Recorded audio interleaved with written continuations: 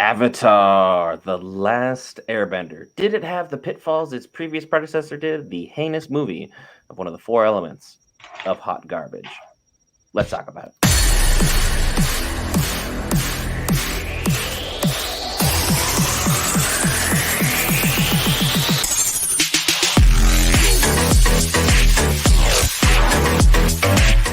All right, guys, Brent here back for Geek. We cover all things Marvel, DC, Lord of the Rings, anime, gaming, Star Wars, and more. This time, Avatar: The Last Airbender. With me, as always, the man, the myth, the Marvel, Will Parker. Without any further shebang, let's talk and discuss Avatar: The Last Airbender. Be sure to leave your guys' thoughts in the comments below as we talk about ours. We finally finished season one, or book one, if you want to look at it that way. Your thoughts, Will? Yo, this was an absolute joy to watch. I enjoy this series. It's definitely a different take on the series. When you think about it, you look at the anime, um, everything with the animated version, like it's fun. You have a good time, like playing around, lots of jokes, lots of comedy and stuff. This one was way more grounded in what it was trying to do. Like there was a lot more serious tones, a lot of stuff going on, a lot more violence. In terms of this, it's not just beating people up. Like people are actually getting burned alive and just jacked up all around. So I enjoy the fact that they're making it much more relatable within the live action because again, this is about war and trying to dominate over other countries and all that. So there's a lot of heavy tones going on, which was made fun of the show. But again, we get serious, so that's why I'm excited to see it all the way through because if you watch the animated version, you know how the ending goes for the animated version. I really want to see that play out in live action. I think it's going to be really, really fun. So this was like one of the best live action animes I've seen, and I'm not disappointed in the slightest. I was gonna say, give our hats off to Netflix on this one. They did do a fantastic job. The serious tone still managed to cover nationalism. They covered the topics of slavery. They covered the topics of patriotism versus loyalty. They covered the tough topics of loss. They covered the topics of grief. Like they're hitting heavy tones. The things that the show did touch upon, but the show touched upon it in a way to where kids could watch it, kids could enjoy it, and the kids could still have a fun time. This one's more set up for those who've already watched the show as a kid and are now a little more grown, a little more grounded, a little more grown up, mature, if you will. And I think they did a fantastic job covering the tones, covering the shift. And this proves that this should have been a TV series all along. In my opinion, Avatar and Aragon both got the same treatment. They were movies that should have been TV shows, but that was before the ages of streaming. That was before we had the ages of where we're going to take time and flesh out all these characters the way that Game of Thrones did or House of the Dragons did, where they took already established lore and built upon it in the correct way to where you fall in love with the characters, you fall in love with the backgrounds, you fall in love with every people, every side person, every character you meet along the way. You have time to flesh out even Momo. You have time to flesh out the Kyoshi Warriors. You have time to flesh out Boomy. Things were done great, and certain characters really had a lot of shine on this one. And I'm gonna let you take the reign, give your shout outs to the characters that you really thought acted this out well, because we all asked for a young cast. So if someone doesn't deliver an acting performance in your comments below that you probably already listed, remember we asked for child actors. There's going to be child acting mistakes that come along with the series, but they'll get better as they learn, grow, and adapt. All right. Well, my two standouts for the series were Aang and Azula.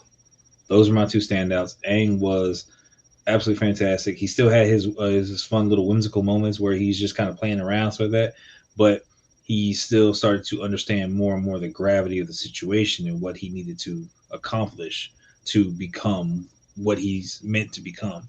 So I mean that whole thing, and again, it wasn't as in the anime series. It wasn't like basically it was a lot more playful, longer before it started to get serious. Again, we kind of you know went from A to B a little bit faster, and I'll get into that in one of the next parts. But Aang was done really well. Azula was on fire, literally. Like she was the best in the series as far as I'm concerned. She was fun. She was scary. She was again, no remorse. I'm gonna get stuff done. She was conniving. Like she embodied everything that she was meant to be as far as Azula. So I absolutely enjoyed her. These characters were my picks. Zula was intense, Aang was playful as he needed to be, and for me, my two standouts are the two characters in this image that are directly above Aang, Zuko and Fire Lord Ozai.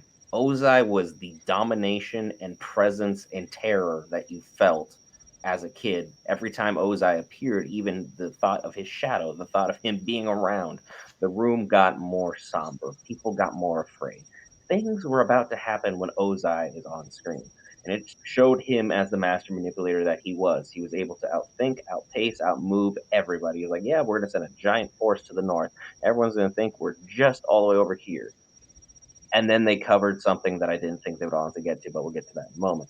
And Zuko showed everything that he needed to for me to believe his character is going to be probably one of the best ones of this entire series. It showed his confliction. It showed his love for his family, his love for his country, his love for his people, the sacrifices he was willing to make, but it also showed the tenderness that's underneath it all, his compassion for his uncle, how he ended up saving the 41st Regiment by almost accident. And he was able to help so many people and cover a lot of the character growth that he really, really needed to, and ultimately decide that, you know what, the avatar is important to me.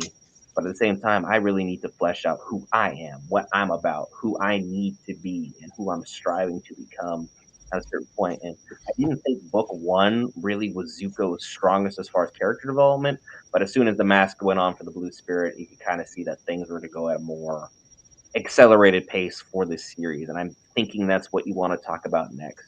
How did you feel about how we had this synopsis of book one? All right, so this is where I'll come into the negatives. So these are the negatives and stuff, and one of them is in fact the pacing. The pacing was a little, I want to say, accordion. Like you had it good at times, then it kind of got a little bit too spaced out. Then you kind of shoved it together. You can notice that when you transition into episodes, so going from one episode to the next, sometimes like they're already like in the midst of a fight and they're kind of getting ready to get going and do some stuff. Whereas, throughout the episode, we may have a little bit more of the exposition and it kind of lengthens out a little bit.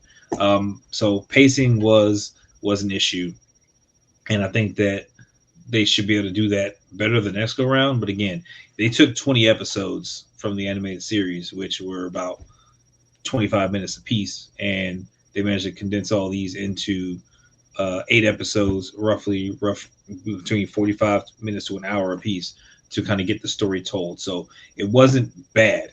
Like I said, it was off, but it definitely could be better the next season whenever they decide to run that. So pacing was the first one.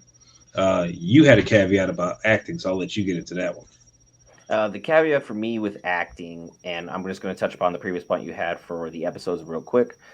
They're going to get a bigger budget for the next go round. The reviews for this are going to be glaringly positive. They're going to be able to get the expand with that budget that they have to go from 8 episodes to I think 10. I think 2 more episodes they could have succinctly covered everything that they needed to without it feeling like they completely ignored the fact Aang spent absolutely zero time waterbending until he was a giant fish monster and wiping everybody out. But that's a whole nother thing. But as far as acting is concerned, there's things that need to be pushed. Katara is the biggest crutch on this entire series. She's Aang's love interest. She is the one who's going to be able to help push him to greater and greater heights.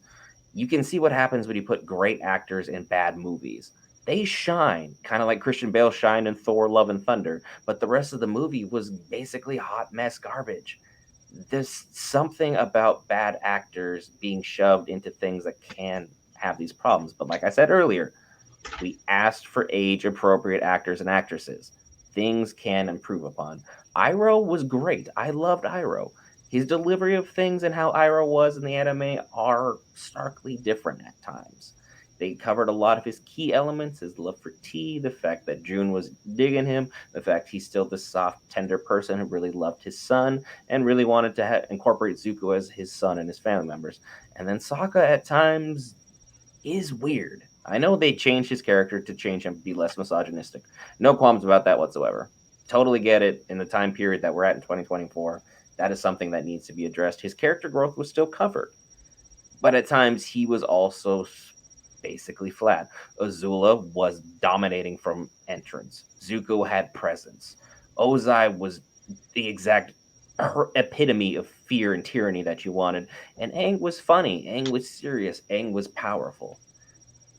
But if two of the members of the big three are flat, things are going to be difficult. But at the same time, we will get Toph next season because this is going to get redone. There's no way that we're not going to get another season out of this. If Toph is great, then we have two of the big four running great, and we'll get more time for Zuko to when he eventually joins the Aang Gang, and then Team Avatar and all that jazz. Things will be done well. How did you feel about the CGI in this? I know there's going to be a lot of people nitpicking this because people don't want to have fun. All right, so the CGI had its moments. CGI is never going to be perfect. You got to remember with what you're doing when you're equating live action CGI in an all animated series where everything is CGI is going to flow a lot better. But when you have to incorporate into live action, you're going to have a few hits and misses there. So that I thought it was solid. It wasn't like overwhelmingly like, oh my god, this is the best ever, so that, and it wasn't bad. So that, there's no points where I noticed like, okay, that's obvious CGI there, so that, but the movement wasn't stiff. It was still fluid for what they were doing. It was cool. And that gets to a part where you got Katara and Aang jumping at a point where it's like, yeah, I could see that they were CGI at that point setting up, but it was so solid. It didn't break the immersion for me. Like everything was still focused on what was going on. It's happy. It's just because of my particular eye and people who have the same, eye of being able to look at some of the CGI and see, okay, I can see that kind of stuff, what's going on, but it doesn't affect me. Now, if it's overwhelmingly bad, like I don't know, with the last Airbender movie, like then you got some off the wall CGI that just doesn't look right at all. But I think that they did all right with this, and with a bigger budget, they're going to be able to do a bit more. So I'm good on that. Because I was gonna say the CGI for me was fine. There are times where some of the fights felt a little clunky, but then when they really got to like the actual hand-to-hand combat, this series shined once more. The actual militarism that they had, the weapons that they used, the looks that each character had was very very true to the show, and that's something I truly love. They did a great job with the costumes, with getting the characters in makeup. Everyone looked the part. There wasn't a time where it's like, oh, that doesn't look like so and so. Oh, that's a weird immersion thing. That's gonna break something for me. The CGI had moments, but again, you can look through anything that you once thought was amazing CGI wise, like from say the 90s, early 2000s, even the 2010s, and hold it up to our standard that we have today, and it will look bad. So for the people to sit here and be like the CGI is going to break everything for me, I'm sorry you haven't trained your eye to be able to envelop yourself in the story and what was delivered and the way things were performed. But at the same time, it didn't break anything for me. I enjoyed what we have. We've covered the acting, we've covered the story, we've covered the fights. Overall, how do you feel this delivers? And out of a rating out of 10, how would you give a rating for this series? So for this series, my rating, I would give this. Um, I'd probably give this a solid 8 just off general principle, 9 because of what I'm about to say next. That's what that. So 8 just off of general. This is what it is. They're doing a good job with that. 9 because I think that if you are complaining about this is not exactly the way it is in the series, and this and you're changing this and you change this, if you want things to be exactly the same as it was in the series, then go watch the animated series. Like you can just shut up and go watch the animated series. I'm sorry. Like this isn't a new interpretation of it, so things are going to be different. That's why it's not as fun and funny and all that kind of with all the jokes and stuff that the animated series has. This is more grounded. There's more stuff going on. It's more of a serious nature to it because again, it's the retelling of the same story but in a different way.